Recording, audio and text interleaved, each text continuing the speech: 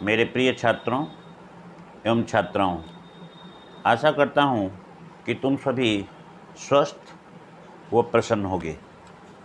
आज मैं तुम्हें हिंदी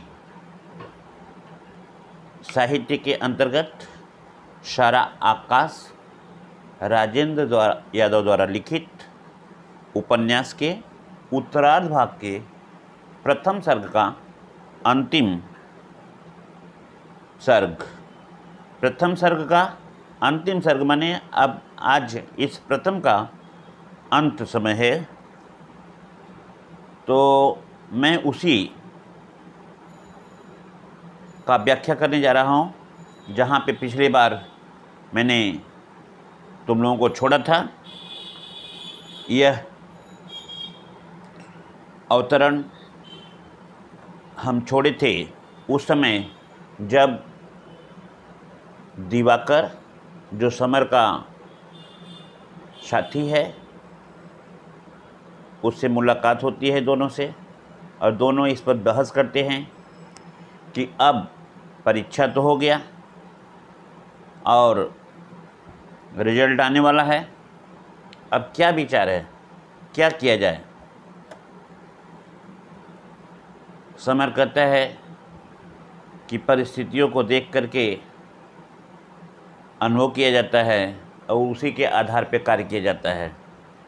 तो मेरे घर की तो परिस्थिति ऐसी नहीं है कि मैं अब इस परीक्षा के बाद अपना एडमिशन फिर करवाऊं, क्योंकि हमारे घर की जो आर्थिक तंगी है वह हमें इजाज़त नहीं देती है कि मैं अपने घर वालों को और आर्थिक संकट में डालूं।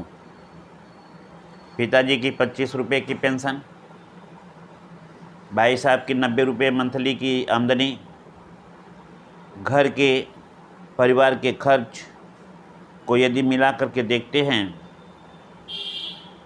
तो घर की आर्थिक स्थिति तंगी से गुजर रही है।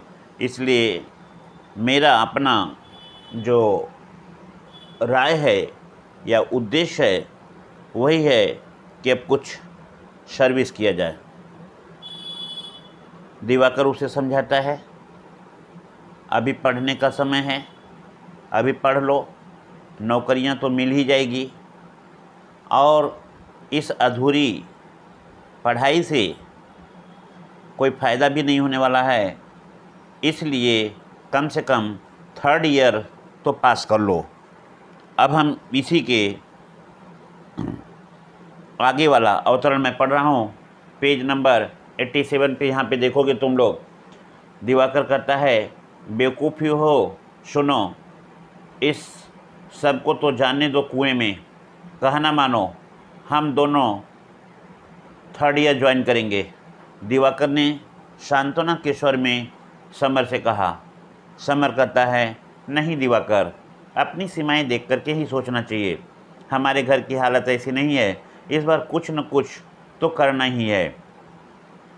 आगे की बात तो अब किसी भी तरह चलती दिखाई नहीं देती।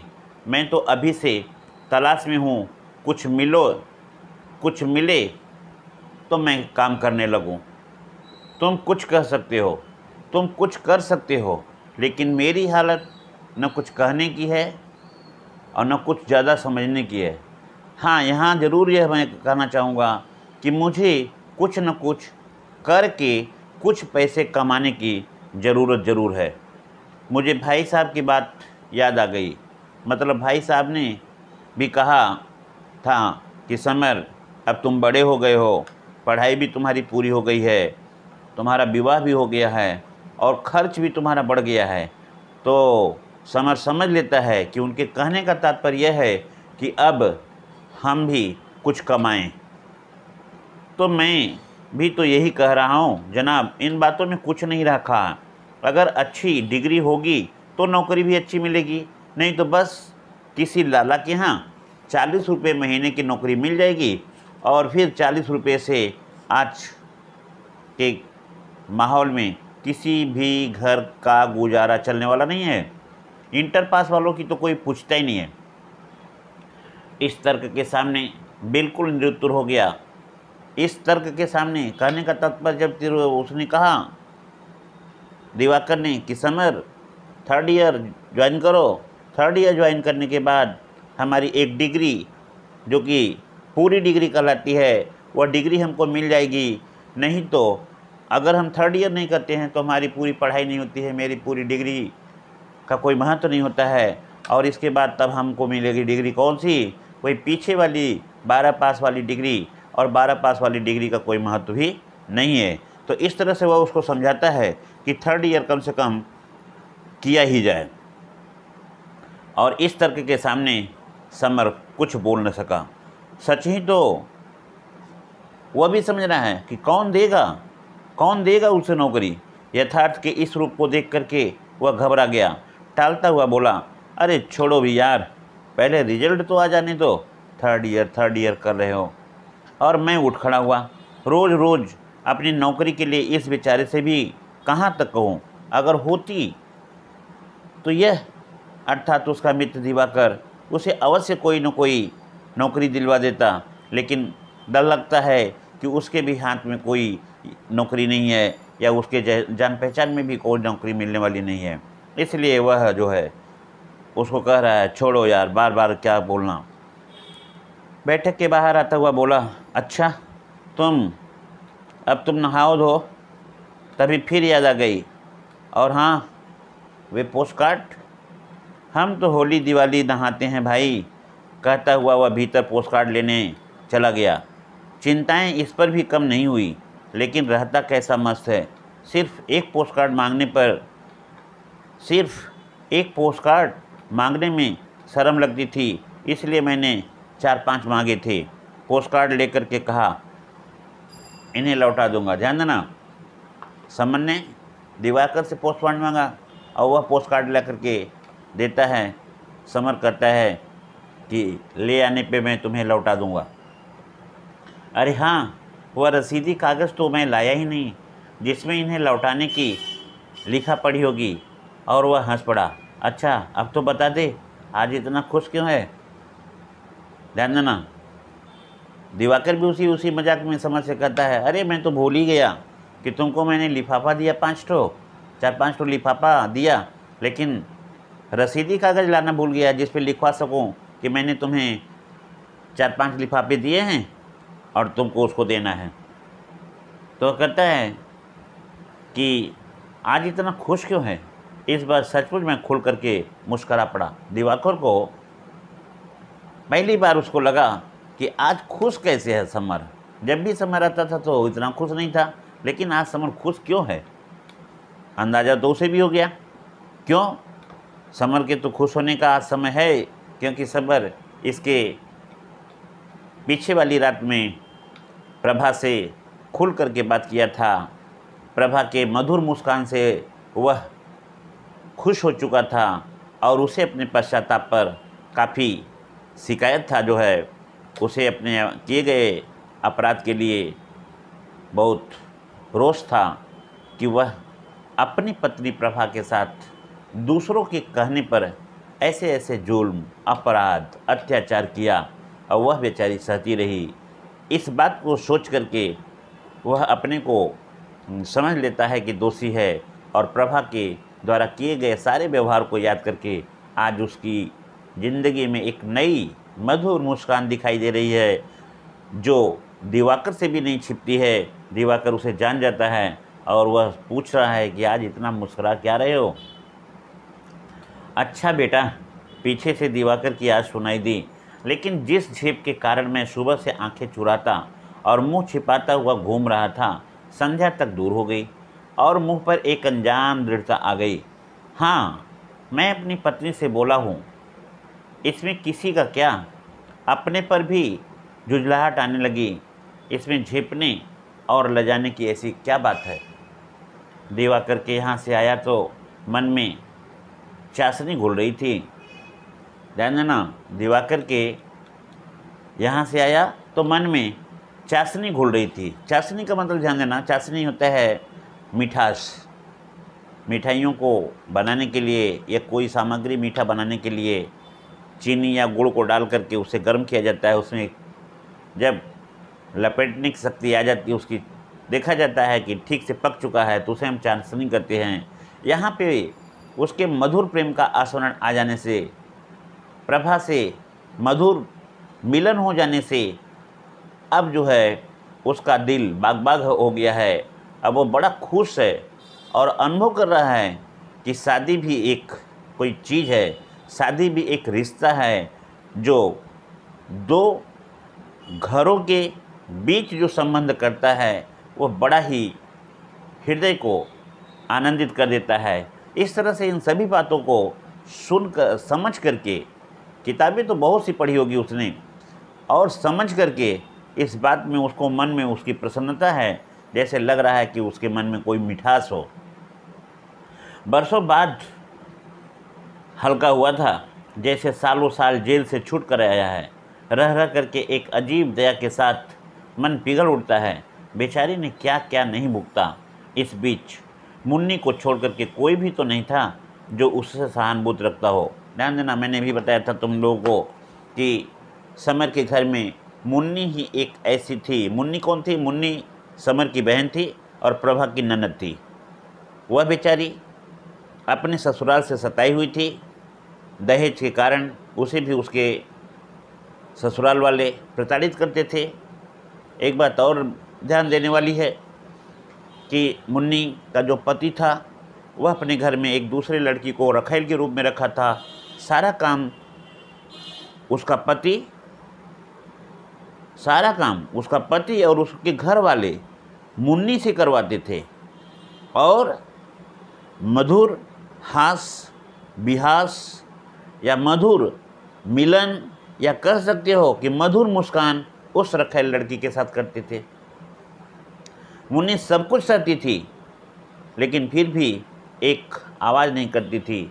लेकिन जब सहने की शक्ति इतनी कमज़ोर हो गई, या हम कह सकते हैं सहने की सीमा उसकी सब ख़त्म हो गई, एक दिन उसके पति ने जलते हुए चैले से उसके गर्दन पे और उसके पीठ पे जब स्पर्श किया तो वह बेचारी चिल्ला उठी और उसी दिन भाग करके मैके में आ गई। तब से यहीं पे रहती थी और यह कसम खा ली कि चाहे कुछ भी हो, जहर खा लेगी लेकिन वो अपने ससुराल नहीं जाएगी।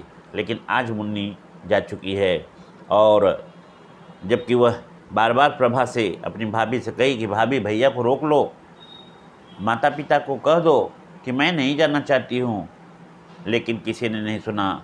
आज समर को लग रहा है कि मुन्नी जो उससे कहती थी कि भैया भाभी से एक बार तो बोल लो, क्योंकि समर अपने सुहागरात के दिन से आज के एक दिन पहले तक बात भी नहीं किया था प्रभा से, उसकी तरफ देखता भी नहीं था, बल्कि उसको कुछ न कुछ अपशब्द कहता था और टार्चर करता हुआ कभी कभी तो ऐसा हो जाता था कि वह उसके मुंह पर या गाल पर थप्पड़ मार देता था। लेकिन आज वह सभी बातों को याद करके अपने ऊपर कोसता है और कहता है कि वह बेचारी कितनी सहन शक्ति दिखाई कि कुछ भी नहीं बोली और सहती गई, यहाँ तक कि मेरे तमाचे से अपने गाल पे शर्ट को देख ली, उसके छाया को देख ली, लेकिन कुछ नहीं बोली।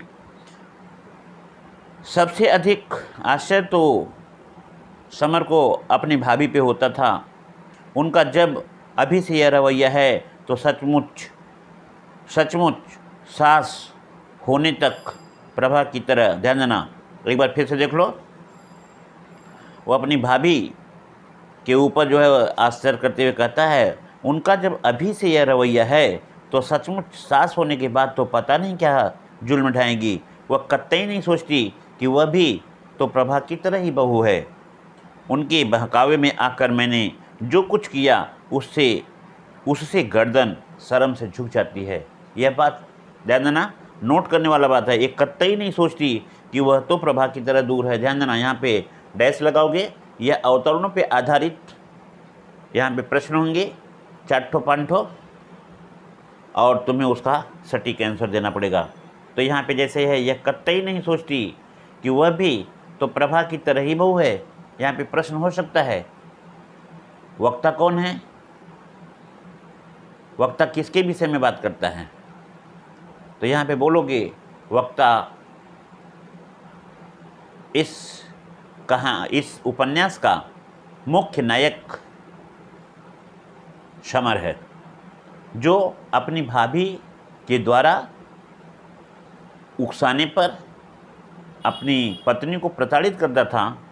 वह उस बात को याद करके यह बातें कह रहा है। उनके बहकावे में आकर के मैंने जो कुछ किया उससे तो मेरी गर्दन ही झुकी जा रही है। इधर उधर भटक करके जब घर पहुंचा तो 2 बज गए थे। नल पर खड़े खड़े बाबूजी धार के नीचे एक दूसरे से रगड़ करके पाँव धो रहे थे। देखते ही बोले, नवाब साहब कहाँ मटर गश्ती कर गए? हाँ, कहाँ मटर गश्ती करके आ रहे हो? न खाने की चिंता न पीने की। समर कहता है, मुझे बुरा लगा। प्रभा ने सुना होगा तो क्या समझेगी? फिर भी जानता था बात किसी न किसी तरह घूम फिर करके मेरे ऊपर, मेरे कुछ न करने पर ही आएगी। इसलिए बाबूजी के मिलने से डर भी गया। दबेश्वर में कहा, दिवाकर के पास गया था, नौकरी वगैरह की बात करते हुए देर हो गई, इसलिए आने में देर हो गई। सहसा बाबूजी के स्वर में नमी आ गई। हाँ, कुछ कहो बेटा, अब ऐसे कैसे काम चलेगा? ध्यान देना, अभी पिताजी बहुत क्रोधित थे। अभी क्या सोच रहे थे कि बेटा, अपने मन में सोच रहे हैं कि बेटा उधर बहू से भी बात करता है, बहू के प्रेम में फंस चुका है, इधर एग्ज़ाम भी दे चुका है, अब मटर गश्ती कर रहा है। यह नहीं सोच रहा है कि इसका जो है अब खर्चा बढ़ गया है। लेकिन इस बात को तो समझ गया कि पिताजी इसी के लिए उसे कहना चाहते हैं कि कुछ करता धरता नहीं है। वह उसके पहले ही कर चुका कि वह दिवाकर के यहाँ गया था उनसे यह कहने के लिए कि यदि कोई नौकरी मिल जाए तो वह उसे दिला दे, जैसे कि घर का खर्चा पानी चलने के लिए वह भी कुछ पैसे दे सके। सहसा बाबूजी के स्वर को ढीलता ये इस तरह से आई। देख करके, सुन करके भीतर आया तो अम्मा के सामने पड़ा। अब पढ़ाई नहीं, तब भी सारी दिन घूमना, जैसा कि माताजी का कहना ही होता है। बच्चों को तो ऐसे डांटती रहती है, लेकिन अब उनको भी पता चल गया है कि अब समर प्रभा से मिलता है, उसका मधुर मिलन होता है, उससे बात करता है, उसे डांटता भी नहीं है, और इधर पढ़ाई भी उसका पूरा हो रहा है। तो इस तरह से माताजी भी अब उसके ऊपर क्रोधित होती हैं और कहती हैं कि अब परीक्षा उरीक्षा दे दिया है तो क्या घूमता है, अब तो कहीं पढ़ने लिखने नहीं जाते हो, तो फिर इतनी देर क्यों होता है तुमको आने में? 2 बज गए, यह कोई खाने का वक्त है? रात को भी पता नहीं कि कै बजे आया था। भीगी बिल्ली बना चौके में जा पहुंचा, चुपचाप पटरा खींच करके बैठ गया। प्रभा ने जब खाना ला रखा तो एकदम चिहुक गया। अनजान की तरह सिर उठा करके देखा, उसके खुले चेहरे पर एक अजब संयत गंभीर्य था। पलकें झुकी थी, होठों में हल्की मुस्कुराहट का आभास हिलोरे ले रहा था। चेहरा सूखा जरूर था, लेकिन आज अजब संतोष की आभा से दीप जल रहा था, जैसे वर्षों के बाद दर्पण से धूल पोंछ दी गई हो। मन हुआ उस दर्पण को बस देखता रहूं। मन में उसमें कुछ बोलने की उत्कट इच्छा हुई, लेकिन समझ में नहीं आया कि क्या बोलूं। उस क्षण लगा जाने कब से मैं प्रभा की आवाज़ सुनने को तरस उठा हूं। शायद कभी अच्छी तरह सुनी भी नहीं। बिना देखे आवाज़ से ही पहचानता तो शायद मेरे लिए असंभव हो जाएगा, लेकिन उसकी आवाज़ पहचानता भी कैसे? मुझे तो ध्यान भी नहीं कि वह बोलती थी। चुपचाप सख्त चेहरा लिए बस काम किए जाती। ध्यान देना, यहाँ बात हो रही है। अभी माताजी ने बोला कि न दिन का पता न रात का पता। रात को कितना बजे आया था कल वो भी पता नहीं, दोपहर हो गया, 2 बज गया, और जो है इसको पता नहीं कि कितना बज रहा है खाने के लिए। वह चुपचाप चला गया चौकी में जब गया पटरा पे बैठ गया। पटरा तो जानते ही हो, जैसे पीढ़ा हम लोग लेकर के बैठते हैं, तो उसी तरह से वो बैठ गया। उस समय पटरा होता था।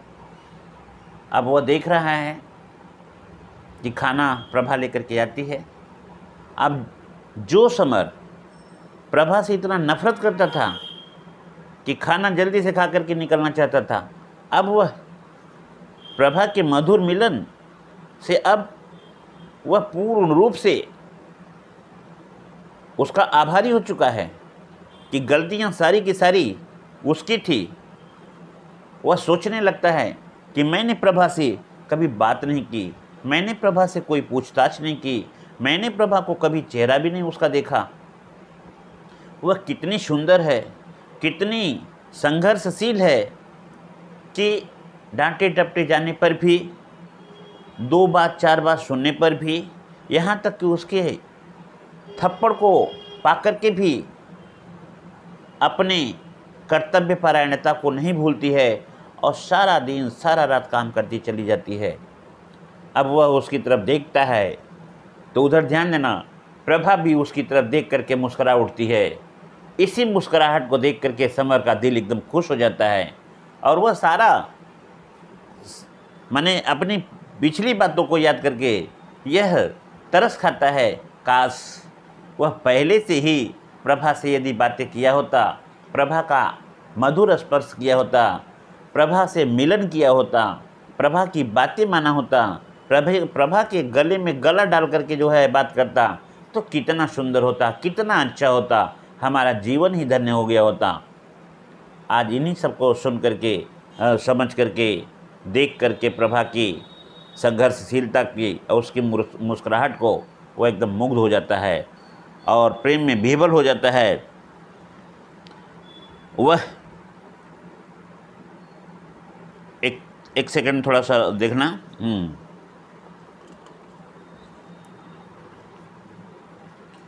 कहता है कि बहुत ध्यान देना, कहाँ गया, 1 मिनट तो वही खाना कर।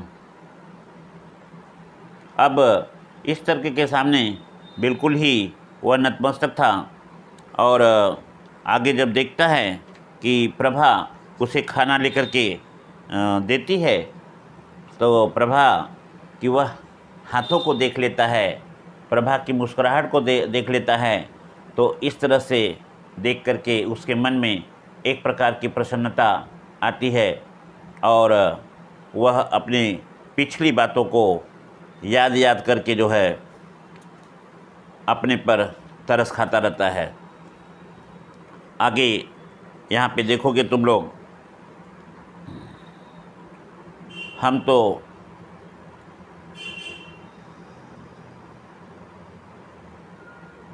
जानना ना,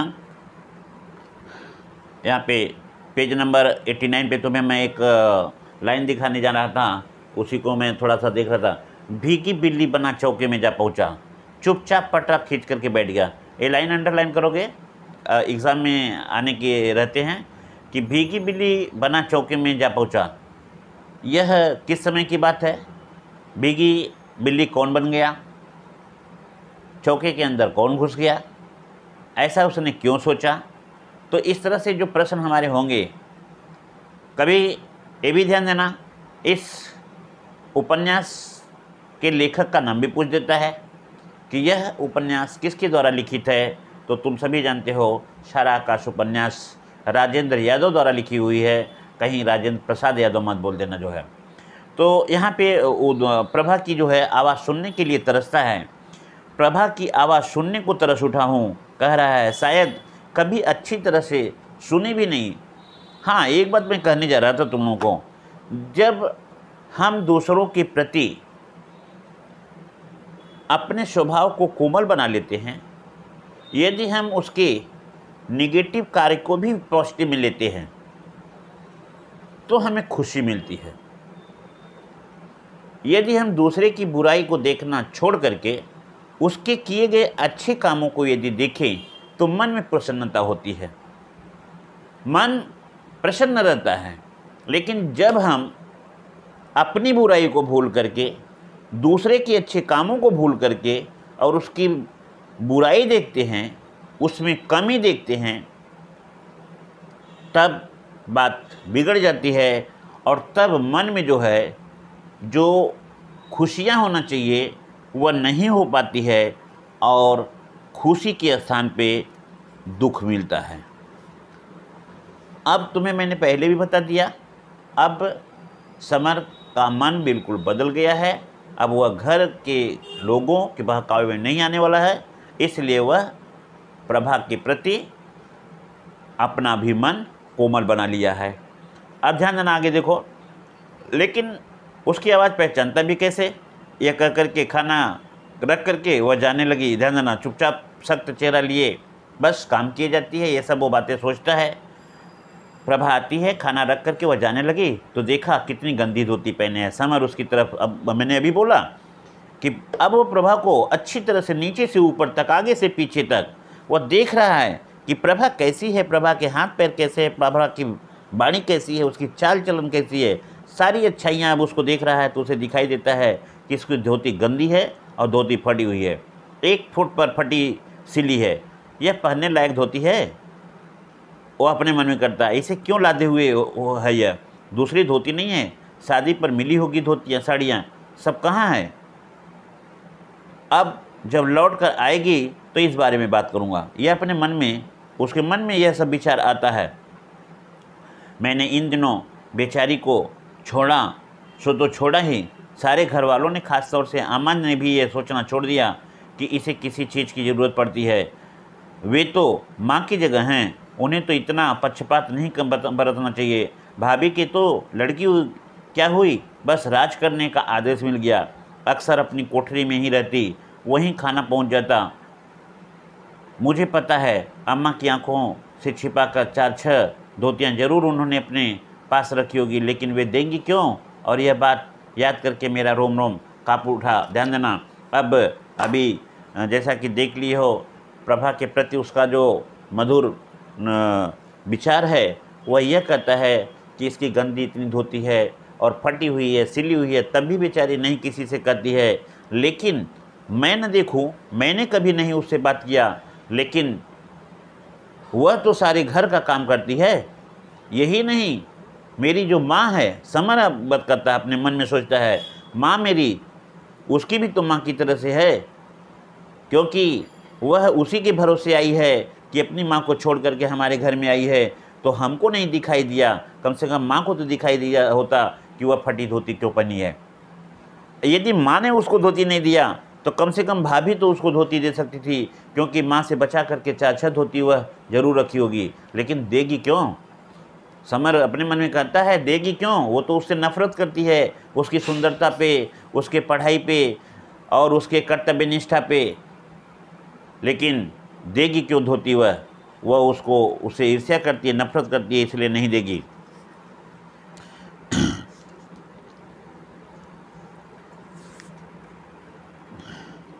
और यह बात याद करके समर का रोम रोम कांप उठा कि जनवरी फरवरी की भीषण ठंड भी इसी प्रकार की धोतियों में निकल गई। क्या बीती होगी बेचारी के ऊपर। कोई साथ देने वाला नहीं, कोई ज़रूरत करने वाला नहीं, किसी से बात भी नहीं करती, न कर सकती है वह भीषण जाड़ा। अब हाथ बाहर करने की हिम्मत न पड़े, फिर भी आंखों में आंसू आ गए। ध्यान देना, फिर ऐसी बात सोचते सोचते समर की आंखों में आंसू आ गए। प्रभा रसोई की उस छोटी सी दीवार की ओट में बैठी थी। आज इतने दिनों बाद विवाह की यह घटना याद आ गई। वह इसी तरह चौके में बैठी थी, इतना ही हाथ बाहर निकला दिखाई देता था और मैं थाली से बंधी छोटी सी रिस्ट वॉच गोरी मसलन, माने रिस्ट वॉच माने कलाई पे शादी में वो जो पाई थी, सुंदर सी घड़ी थी, तो उसका खाली समर ने कलाई देखा था और उस पर घड़ी देखी थी और कुछ नहीं देखी थी। तो वही सोच रहा है कि आज वह दिन है और उस दिन का भी दिन यही था, मैंने इतना ही इसका देखा था। उस दिन इसी हाथ में काले काले पतले फीते से बंधी छोटी सी रिस्ट वॉच गोरी मांसल कलाई पर कैसी खिल रही थी। आज देखा तो स्तब्ध रह गया। उस दिन ध्यान नहीं आया था, लेकिन उस दिन का हाथ ज्यों का त्यों याद आ गया। चौका बर्तन और घर के काम धंधे में लगे रहने के कारण उसकी जो कलाई है काली पड़ गई और सूख करके भुरभुरी हो गई। ऐसा लगता था जैसे हड्डी पर पतली सी खाल कस करके मढ़ दी गई है। निगाह खुद पौधों पर चली गई। मैंने मैंने बिवाइयाँ झाँकी, न जाने कितने आमोद प्रमोद की आशा आकांक्षा को लेकर के वह बैठी हुई है। तो ध्यान देना, इस तरह से निगाह खुद पौधों पर चली गई। मैल बिवाइयाँ झाँक रही थी, न जाने कितने आमोद प्रमोद आशा निराशा से चली गई। थाली को बहुत ही धीरे से, ताकि प्रभा को बुरा न लगे, रखता हुआ वह उठ करके चला गया।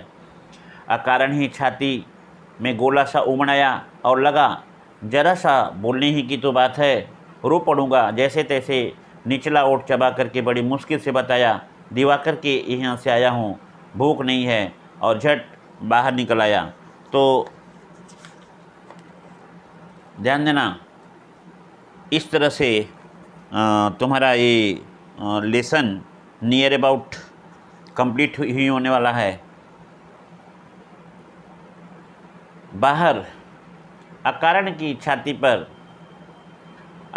छाती से गोला उमड़ाया और लगा, जरा सा बोलने में से रो पड़ूंगा। जैसे तैसे नीचता उठ चबाकर मुश्किल से बताया कि दिवाकर के यहाँ से आया हूँ, भूख नहीं है, और झट बाहर निकल आया।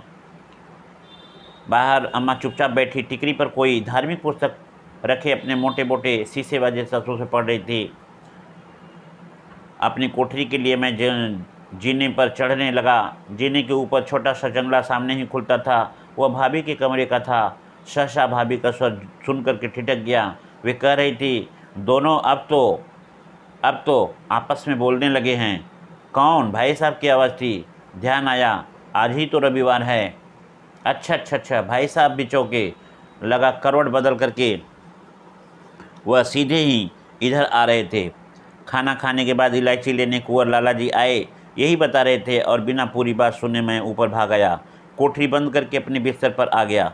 सांझ को फिर अपराधी की तरह निकल गया और सारे निर्लज्ज भटकता रहा। सुबह से छाया हुआ आनंद का नशा उतर चुका था। अब तो एक भर्त्सना और एक धिक्कार मन को लगातार कचोट रहा था। बार बार अंतर्यामी के सामने गिड़गिड़ाता, मुझे दंड दो भगवान, मुझे दंड दो। मैंने एक निरीह अबला पर इतना अत्याचार किया। यह सब सोचता हुआ उसके काफ़ी समय व्यतीत हुए, और प्रायश्चित की यह भावना उसे खींच करके मंदिर में ले गई, और वहाँ पे जाकर के वह भगवान से अपने प्रायश्चित की दंड मांगता है कि मैं किस तरह से प्रायश्चित करूँ ताकि मैं प्रभा पर किए गए अत्याचार से मुक्ति पा सकूँ। चारों तरफ के वातावरण के प्रति उपेक्षा का भाव धारण किए हुए मैं इस तरह व्यवहार करने की कोशिश कर रहा था जैसे मेरे जीवन में कुछ भी नया या महत्वपूर्ण नहीं हुआ। जैसे ही खाना खाकर उठा कि अम्मा बोली, अरे समर, जरा अपने बाबूजी को तो बुला ले, यह भी गरम गरम खा लेंगे, फिर खाना ठंडा हो जाएगा। ध्यान देना, ये लाइन टू में बहुत अच्छा सा है, इम्पोर्टेंट। मुझे इस बात पर भी गुस्सा आया। अम्मा इस तरह बोल रही थी जैसे मना कर दूँगा। यहाँ पे लाइन इम्पोर्टेंट है। फिर अपने गुस्सा होने के स्वभाव पर हंसी आई। मुझे यह क्या हो गया? बाबूजी की कुर्सी पर दोनों पाँव ऊपर समेटे बड़े आराम से बैठे थे और हमेशा बीमार हैं। बीमार पड़े रहने वाले की तो नकल भी करते हैं। उनकी ओर करवट लिए सुन रहे थे। उसी मोहल्ले के 2-3-4 और लोग भी बैठे बैठे ध्यान से सुन रहे थे। बाबूजी का अनेक बार का दोहराया हुआ भाषण ठीक उन्हीं शब्दों में चल रहा था। और सच पूछा जाए तो अपनी भारतीय सभ्यता को यह सभ्यता या थोड़े ही सकती है। यूँ हाथ पाँव जितने मार ले, आजकल तो पता नहीं चलता कि यह दुनिया किस रसातल में जा कर के टिकेगी। और भाई साहब, दोष किसे दें? सब अपने किए का फल है। जो मार्ग हजारों साल सोच समझ करके अपने ऋषि मुनियों ने बनाया था, उसे तो आज के लड़के कहते हैं ये जंगलियों के बनाए गए नियम है। बोलो, अपने पुरखों और जंगली कहते हुए उन्हें शर्म ही नहीं आती और साहब मानना पड़ेगा। इस तरह से समर सोचने लगता है कि पिताजी अपने भाषण में वही रूखेपन को लिए हैं। मैं ध्यान देना, अधीर होकर के बोल पड़े, भगवान सुन रहे। मनुष्य ने कहा है कि मैं सोच रहा था कि बाबूजी अपनी बात तोड़ें तो मैं अपनी बात कहूँ, लेकिन बाबू तो ऐसे थे ही नहीं। एकदम बोला, बाबूजी आपको बुलाया है। अच्छा चल रहे हैं, भीतर जाकर बच्ची को ले आ। वे बिना ध्यान दिए बोले, मैं पंडित जी के यहाँ शुरू से ही आता जाता रहता हूँ। पंडित जी की पुत्रवधू बैठी बैठी बच्ची को खिला रही थी। मैंने कहा, भाभी इसे बाहर बाबूजी मांग रहे हैं। इन्हीं के पतिदेव उस दिन मार कर शरणार्थी को निकाल रहे थे। और मेरी आवाज़ सुन करके पंडिताइन बाहर निकल आई। देखते ही पूछने लगी, कौन समर? आवाज़ सुन करके पंडिताइन बाहर निकल आई। देखते ही पूछने लगी, कौन समर? अरे बेटा तूने तो आना जाना ही छोड़ दिया था, इम्तिहान हो गए, बड़ा अच्छा हुआ जो चले आए। अरे हाँ, हमने सुना था तू अपनी बहू से बोलता नहीं था, अब बोलने लगा। अच्छा है बेटा, अपनी बहू से तू नहीं बोलेगा तो और कौन बोलेगा? ऐसी बातें होती रहती है, इनके मारे क्या बोलचाल छोड़ी जाए? बोले तो है बेटा, पर ऐसी अशांति तो उठाइयो मत जैसी हमारे विष्णु ने उठा रखी है। मंदिर का सारा चढ़ावा पूजा पा अपनी बहू की छाती पर ला धरी है। तेरी कसम बेटा, जो एक पैसा भी देता, अच्छी अच्छी मिठाइयाँ अपने पत्नी को खिलाता है, सड़ी गली मिठाइयाँ ला करके मेरे सामने रख देता है, जूठन ले आकर के मेरे सामने रखता है।